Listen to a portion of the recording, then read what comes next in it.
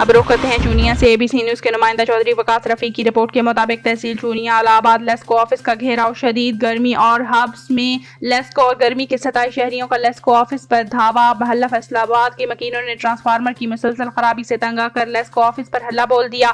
عورتیں، بزرگ، بچوں سمیت مرد حضرات لیسکو آفس میں گھس گئے۔ واپڈا لیسکو سب ڈویژن الہ آباد کی نااہلی اور غفلت سے شدید گرمی اور ہبس کے موسم میں برا حال ہو گیا ہے۔ مظاہرین کا کہنا تھا کہ 1.5 ماہ سے ہمارا ٹرانسفارمر خراب ہے، مگر واپڈا حکام پیسوں کا مطالبہ کرتے ہیں، گھروں میں پانی تک موجود نہیں۔ مظاہرین شدید گرمی میں اور بزرگ بچے بلبلا اٹھے، مگر SDO واپڈا نوٹس لینے کے لیے تیار نہیں۔